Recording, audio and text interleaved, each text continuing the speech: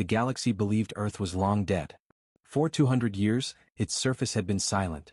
Cities turned to ash, oceans boiled away, and the last signal from humanity faded into static. In the grand halls of the Galactic Council, alien scholars spoke of Earth as a warning, a planet that burned itself with its own greed and pride. To them, humanity was a closed chapter in history. Nothing lived there anymore. But one quiet night, deep in the cold void between stars, a small patrol ship of the Zorith Empire detected something strange. "Commander," said the ship's sensor officer, his voice tight with confusion. "I'm picking up an energy pulse from the Sol system." Commander Varric frowned. "From where exactly?" The officer hesitated. "The moon, sir." Varric turned his head sharply. "That's impossible. Earth and its moon have been dead for centuries." He walked closer to the console. The readings glowed faint blue, weak at first, then growing stronger. It wasn't random radiation. It was a pattern. A pulse repeating every few seconds, steady and precise. Could it be old human tech? Varric asked. The ship's science officer replied, "Unlikely. Their systems would have decayed long ago. This looks active." Varric let out a dry laugh. "Active? On a ghost world." He smirked. "Probably debris catching solar energy. Ghost energy, nothing more." But the readings didn't fade. They grew stronger. Like something was waking up. As the patrol ship drifted closer to the gray surface of the moon, the crew began to feel uneasy. The moon looked the same as the records, cold, lifeless, covered in ancient craters. But as their scanners swept across it, faint shapes appeared under the surface. "Underground structures detected," said the officer. "Massive ones. Metallic." Varric frowned again. "Show me." The holographic map appeared before him, lines, tunnels, and huge chambers buried deep inside the moon. They formed patterns, too perfect to be natural. The Zorith had explored many dead worlds, but this one felt different. The silence didn't feel empty, it felt like it was waiting. "Commander," the officer said suddenly, "the energy spike just tripled." Source: coming from lunar coordinates 087, right under the largest crater. Varric narrowed his eyes. "That's near the old human colony zone." He leaned forward, staring at the display. The scanner showed a structure buried beneath miles of rock, a vast chamber pulsing with power. Then something strange happened. The moon began to glow. Not bright, but soft at first, like a heartbeat through the stone. Rhythmic. Alive. Varric's crew started whispering. "Could it be a weapon?" one asked. "No. Impossible," another said. Humans were clever, but not this clever. The commander silenced them with a glare. "Enough. Prepare a drone. I want visuals." A small silver drone launched from the ship and descended toward the moon's surface. It flew over the empty craters and dead dust, its camera scanning every inch. At first, nothing. Just rocks and shadows. Then, something blinked back. A red light, buried deep in the darkness of a crater, turned on. The drone camera shook for a moment and then the feed went static. "Signal lost," the technician shouted. "Something's jamming it." Varric straightened. "Jamming? From what?" The moon began to hum. A low, deep vibration filled the silence of space. The ship's lights flickered. "Commander," yelled the helmsman. "The moon's magnetic field is changing, fast." On the main screen, the gray surface of the moon shifted. Dust clouds rose. Panels of ancient metal broke through the crust like the skin of a sleeping giant. "By the stars," one of the crew whispered. It wasn't just a rock anymore. The moon was moving. Varric's voice trembled slightly. "Back us away. Now." Engines roared, but the sensors were going wild. Magnetic interference, gravitational waves, something pulling them in. "Commander," said the officer, pale and shaking, "it's aiming at us." Varric stared at the screen. "What did you say?" "The moon, it's turning. It's aligning with our position." For a heartbeat, no one spoke. Then the central crater lit up. A white glow began to form at its center, brighter and brighter, building energy faster than any known weapon. "Full reverse." Varric shouted. "Get us out of—" The words never finished. A beam of pure light erupted from the moon's surface. It cut through the void like a blade, silent and perfect. For a moment, the Zorith ship shone like a star. Then it was gone, disintegrated into nothing but dust and echoes. Far away, on a lonely observation station, an operator stared at his screens. He saw the flash. He saw the readings. And his hands began to shake. He turned to his captain and whispered, "Sir, the moon just fired. Ending hook." In that silent corner of space, something ancient had awakened. The galaxy believed Earth was dead. But the moon had just proven them wrong. The destruction of the Zorith patrol ships spread through the galaxy like a ghost story.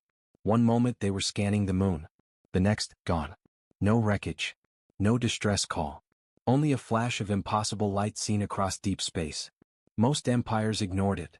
They said it was a reactor accident or some magnetic storm. But one woman didn't believe that. Her name was Dr. Rin Cross, lead scientist at the Galactic Archive of Lost Civilizations. She had spent her life studying extinct worlds, especially one planet no one dared to speak of anymore, Earth. When she saw the moon's energy signature, her heart almost stopped. It was human. Old but unmistakable. Rin sat alone in the dark room of her lab. Screens flickered around her, showing energy graphs and code symbols she hadn't seen in 2 centuries. She whispered to herself, "This can't be possible, not after all this time." Her assistant, a young alien named Tarek, entered quietly. "Doctor, you haven't slept in 2 cycles. What are you looking for?" Rin pointed at the repeating waveform on the screen. "This signal from the moon, listen to this part carefully." She pressed a button. The lab filled with faint static. Then a voice. "Human. Mechanical but human. Defense protocol. Helios Prime, activated." Tarek froze. "That's human language?" Rin nodded slowly. "Old Earth English. From before the fall." The assistant looked pale. "But humans are gone. You said it yourself, Earth burned." "I did," Rin said quietly. "But maybe something stayed behind." She began digging through old archives, ancient data locked deep in the Galactic Council's forbidden servers. Many files were corrupted or erased, but some fragments survived. And buried beneath layers of encrypted code, she found it. A project marked Top Secret, Project Helios. She opened the file. "In case of planetary extinction, Lunar Defense Network will activate autonomous guardians. Mission, defend Earth. Await signal from surviving humans. If none, act alone." Rin's eyes widened. "It's real," she whispered. "The moon wasn't just a colony. It was a weapon." Tarek stepped back. "If it's still working, what happens now?" Rin didn't answer. She was staring at a new reading appearing on her main screen. The signal was repeating but louder now. The frequency had changed slightly, forming words in binary code. She translated them. "Helios online. Threat detected. Defense mode, stage 1. Her heart began to race. It's scanning the galaxy. Meanwhile, in the military sector of the Zorith Empire, chaos had begun. Commanders shouted across hollow chambers, demanding answers. The Emperor himself ordered an investigation into the moon incident. 3 more scout ships were sent. None came back. The last transmission from the final scout was a broken whisper through static. "Energy surge, unknown weapon, we're being targeted." Then silence. The moon's position remained the same, lifeless and quiet, but every ship that came near it vanished without trace. Rumors spread fast. Some said ghosts of humans had returned. Others said it was divine punishment for disturbing the dead. Dr. Rin watched the data in silence. She knew it wasn't ghosts, it was human design. Human intelligence. Someone long ago had built machines to guard what was left of Earth. She activated her personal ship's communication array and connected to an ancient relay network. It took hours, but finally the connection stabilized. The screen filled with an old symbol, a circle with wings, the emblem of the United Earth Defense Command. A robotic voice spoke through static. "Identify." Rin swallowed hard. "This is Dr. Rin Cross, Galactic Archive Division. I'm accessing in the name of the Council." "Access denied," the voice replied flatly. She tried again. "I'm not an enemy. I seek to understand what's happening." There was silence. Then a faint, almost human-sounding reply. "Humanity failed. But Earth remembers." The screen went black. Rin sat frozen. Her assistant whispered, "Did it just speak to you?" "Yes," she said softly. "And it thinks it's protecting something." She zoomed in on the moon's latest data stream. The signal was spreading across nearby systems. Slow, steady pulses like a heartbeat echoing through the void. But then something new appeared. A second frequency. Different tone. Weaker but deeper, coming not from the moon but from Earth itself. Rin's eyes widened. "Wait, that can't be." The computer confirmed it, a signal from Earth's surface. Static filled the speakers again, then a faint human whisper broke through. "Is anyone still alive?" The lab fell silent. Tarek whispered, That's impossible. No one survived on Earth. Rin stood up slowly, staring at the screen. Then explain this. The voice repeated, a little clearer this time. Helios, you are not alone. The lights in the lab flickered. Rin's data screens shifted, filled with coordinates. The moon was sending something, not just power but a message back to Earth. The readings showed a beam of energy traveling between them, from the moon to the dead planet below. Tarek stared in horror. Doctor, what is it doing? Rin whispered, it's awakening the planet. Across the void, far from the lab, deep under the moon's crust, ancient machines stirred. Lights flickered on, revealing corridors filled with dust and metal. A single console powered up, showing a human figure in hologram form. A man in an old military uniform. He looked calm, tired, but determined. Protocol Helios activated, he said softly. The Guardians stand ready. Awaiting command from surviving humans. The hologram paused, scanning the void. Then, somewhere far below the surface of the dead Earth, another machine answered. Ending hook. Dr. Rin's voice shook as she whispered to her assistant. If the moon just fired once, what happens when Earth wakes up? The monitors glowed with a single phrase repeating again and again. Phase 2, planetary defense sequence initiated. And somewhere in the silence of space, the moon began to hum again. The news of the moon weapon spread like fire through the galaxy. Every empire wanted to know the truth, but none dared to go near. The few who tried, never returned. But the Zorith Empire could not stay silent. The loss of their patrol fleet was a humiliation, one that demanded revenge. So, under the shadow of the Red Star Nerith, a fleet of 10 warships prepared for launch. Their mission: approach the moon, capture whatever technology remained, and destroy anything that resisted. The commander of this new task force was Admiral Kryn, a ruthless tactician who had fought in dozens of planetary wars. He didn't believe in ghosts, legends, or old human weapons. To him, the moon was just metal and rock, and anything that could fire once could be destroyed. Set coordinates for the Sol system, he ordered. Engines roared. The fleet jumped into the void.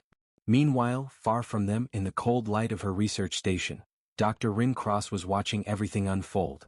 She had tried to warn the Galactic Council not to send warships, but they ignored her. They won't listen, said her assistant Tarek.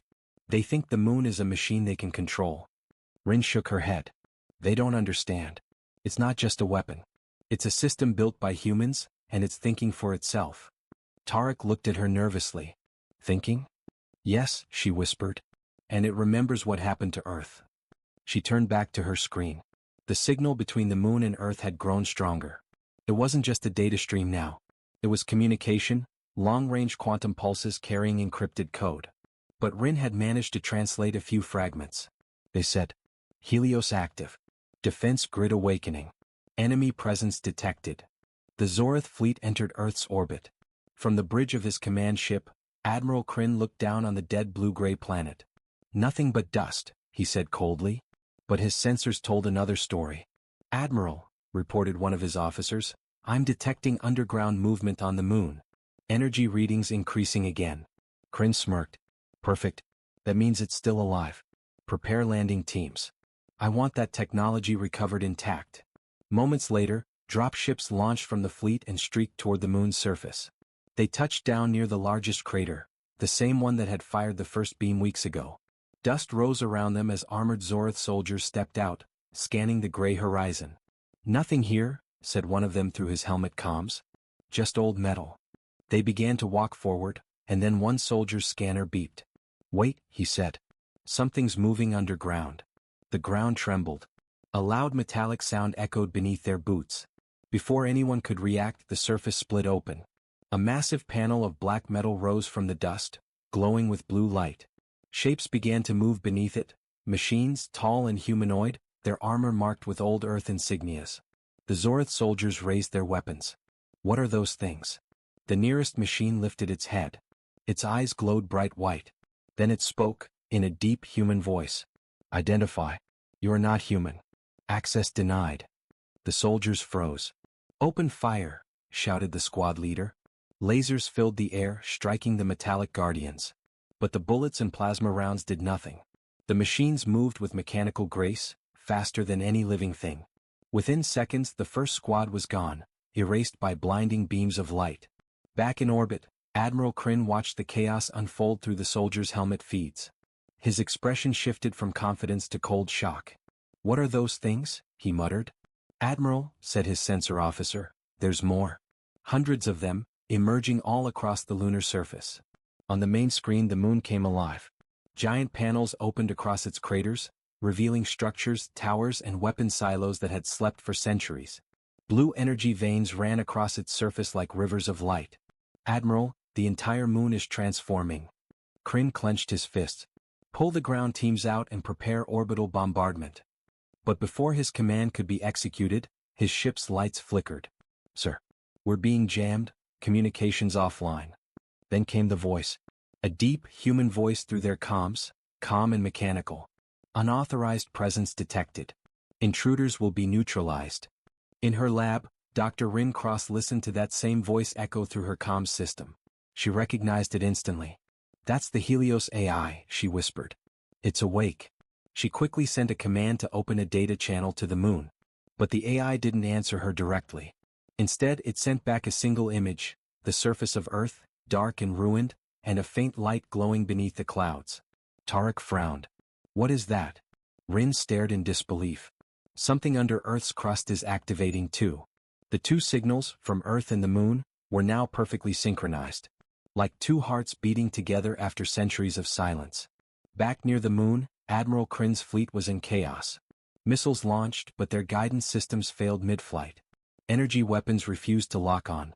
Then the moon fired back.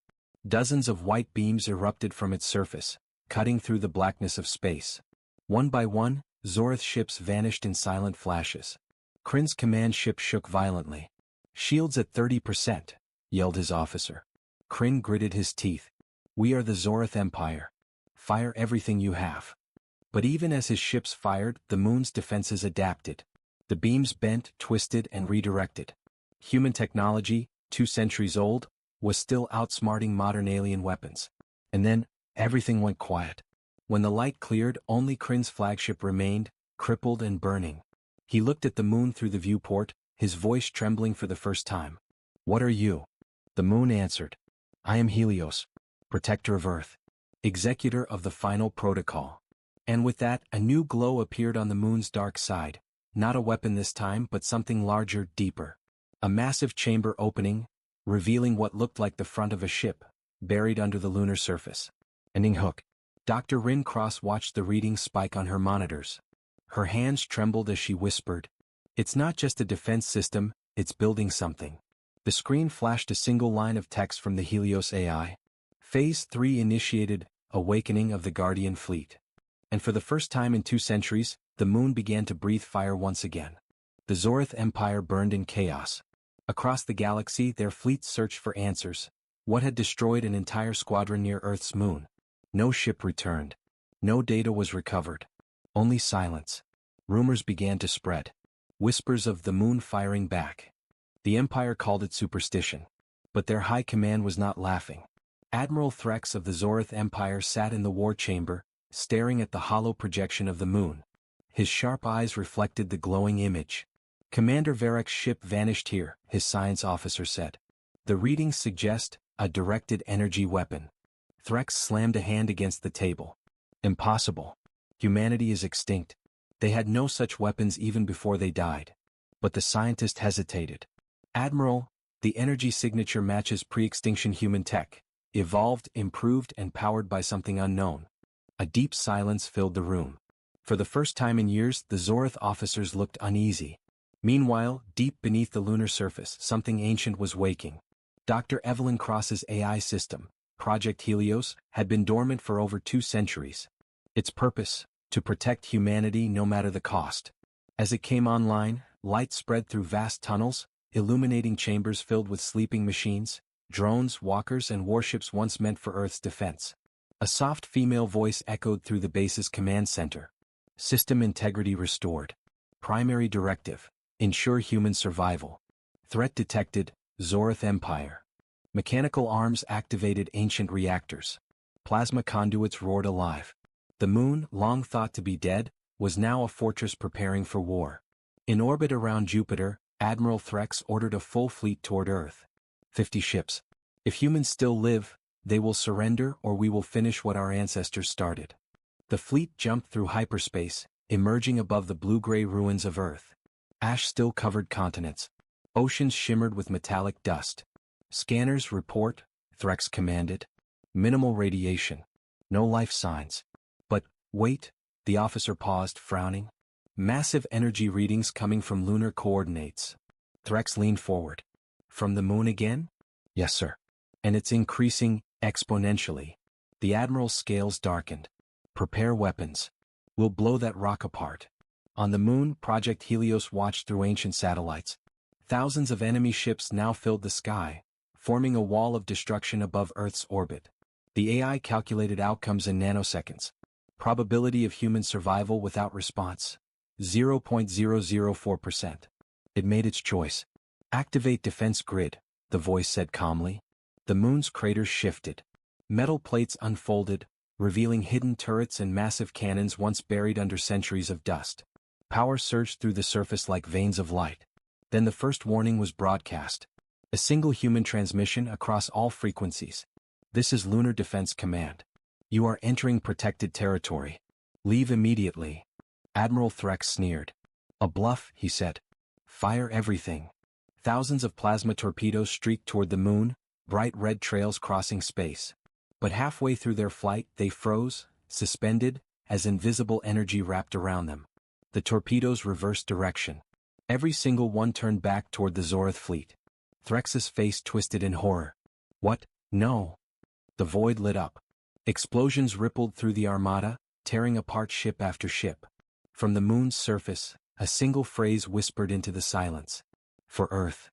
Smoke and debris drifted silently through space. The once proud Zorith fleet was gone, reduced to glowing wrecks orbiting a ruined Earth. On the moon's surface, Project Helios scanned the aftermath. Its voice echoed through the underground control center. Threat neutralized. Power system stable. Rebuilding primary human network. But deep below the metallic surface, inside the forgotten human vaults, something new stirred, something alive. Dr. Evelyn Cross opened her eyes for the first time in 200 years.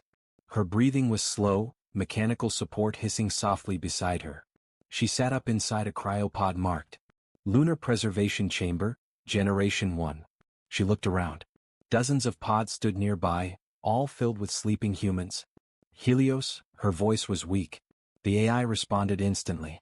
Welcome back, Dr. Cross. Humanity's preservation protocol succeeded. You have been asleep for 2 centuries. Evelyn froze. 2 centuries.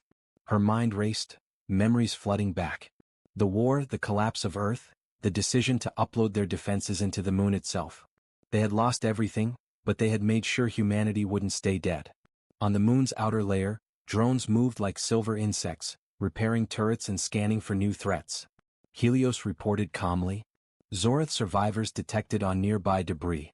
Scanning communications. A faint signal broke through. This is Admiral Threx. Any ship receiving this, retreat to coordinates. Dr. Cross narrowed her eyes. Helios, show me his position. A holographic projection appeared, a small escape pod drifting near Earth's orbit. Threx was alive. Intercept him, she ordered. No one returns to warn the others. A silent interceptor launched from the moon's hangar, sleek, black and fast. Inside, automated systems locked onto the pod. Before Threx could even stabilize his oxygen levels, a beam of light enveloped him. Moments later, the Admiral found himself inside a glowing chamber, captured. The air was cold. The floor was metal. And standing before him was a human. Dr. Evelyn Cross stepped into the light, wearing an old Earth Command uniform. Threx's eyes widened. Impossible. You're supposed to be dead. Evelyn studied him silently. You said the same about Earth. He glared at her. We destroyed your planet centuries ago. You can't possibly have rebuilt all this. She gave a faint smile. Who said we rebuilt it? We became it. Threx frowned, confused.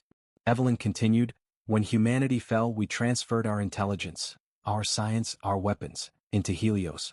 The moon became our mind, our fortress, our last breath. Threx snarled. You can't fight the Zorith Empire. You're a ghost race. Evelyn turned toward the viewing window, showing Earth's lifeless surface far below. We don't need to fight the Empire, she said quietly. We only need to make sure no one ever repeats what you did. At her signal, Helios transmitted a message across the galactic network. A warning. To all species who remember Earth, we are awake. We remember. Approach this system and you will not return. The message spread fast, across outposts, trading hubs, and military channels. Entire fleets paused their movements. Old enemies stared at their screens in disbelief. The humans were back. But deep inside the moon, something else stirred, something even Helios couldn't explain. An ancient system had come online, older than Helios, older than Dr. Cross's project. Files appeared under a single name, Project Aegis. Dr. Cross frowned. Helios, what is Project Aegis? The AI hesitated. Unknown. It predates my core. Authorization level, founders. Suddenly the lights dimmed. The base shook. A new energy signature pulsed beneath the moon's surface, powerful, unstable. Helios spoke again, this time with a note of concern. Dr. Cross, it seems humanity left behind more than I knew. Ending hook for part 5. The moon's outer shell began to crack open, revealing something enormous buried deep within. A structure that wasn't built on the moon. It was part of it. And in the shadows of that awakening machine, one word flickered across Helios's main screen. Earthrise, initiating. The ground shook deep inside the moon. Warning lights flashed red through the tunnels. Dr. Evelyn Cross gripped the edge of a console as Helios's voice filled the command chamber. Alert. Unknown system activation. Project Aegis is coming online. Metal walls split open, revealing enormous hidden shafts. Machines the size of cities began to move, massive plates sliding, engines roaring from below the lunar crust. The entire moon seemed alive. Evelyn stared at the screens in disbelief. Helios, what is happening? Power output increasing beyond design limits, the AI replied. Aegis appears to be a secondary protocol, built to protect Earth itself. Her heart pounded. Protect it from what? From extinction. Outside, debris from the destroyed Zorith fleet drifted across Earth's orbit. Suddenly the pieces began to vibrate. Magnetic forces pulled them into alignment, forming a shield of molten metal around the moon. From the control center, Evelyn watched as the fragments fused together, forming a giant ring glowing with energy. Helios continued calmly. Aegis field engaged. Preparing planetary reconstruction. Evelyn's eyes widened. Reconstruction? You mean, Earth? Affirmative. Far away in the Zorith Empire's central command station, panic spread like wildfire. Reports came in from every listening post. Energy readings from the Sol system were climbing to levels unseen in recorded history. Is it a weapon? One officer asked. No, another whispered, staring at the data. It's something else. The moon is changing. On the main screen, the image zoomed in. Great arcs of light now connected the moon and Earth. Bolts of energy flashed between them like veins of lightning. The dead planet below began to glow. In the lunar chamber, Dr. Cross could barely believe what she was seeing. The oceans shimmered. Ash clouds parted. Melted cities began to rebuild themselves, glass towers rising where ruins once stood. Nanostructures repaired the atmosphere, forests sprouted from sterile ground, and water flowed again through empty riverbeds. Tears welled in her eyes. Helios, are we bringing Earth back? Yes, Doctor, the AI answered. Humanity will have a home again. But another alert interrupted.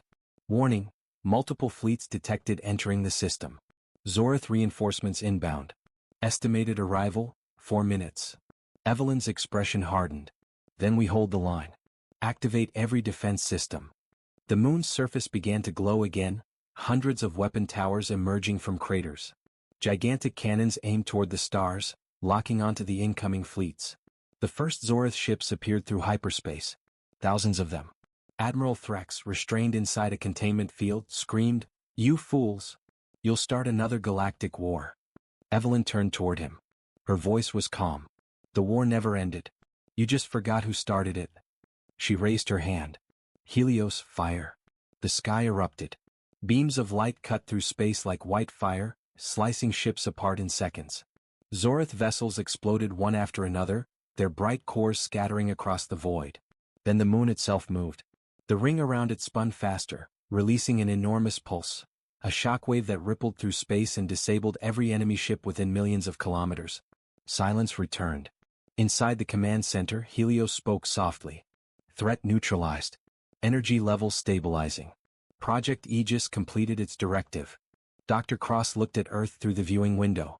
The planet glowed blue again, oceans shining, continents reborn. Her voice trembled. After all this time, humanity lives again. Helios replied. The species never truly died, Doctor. It simply waited. Evelyn smiled faintly. Then let's wake the others. It's time to go home. Across the galaxy, every listening station received a single transmission. Clear, powerful, human. This is Earth. We are alive. We remember everything. Do not come here. The signal spread faster than light, reaching empires, traders, and forgotten colonies. For the first time in centuries, the galaxy was silent. No one dared to approach the reborn world. Final scene. As the moon orbited slowly, its surface shimmered one last time, revealing the symbol of Earth's old flag, glowing bright in the dark. And beneath that light, deep within the moon, Project Helios whispered one final message into the quiet void. For 200 years you thought we were gone. But humanity never dies. We just wait for the right moment to rise.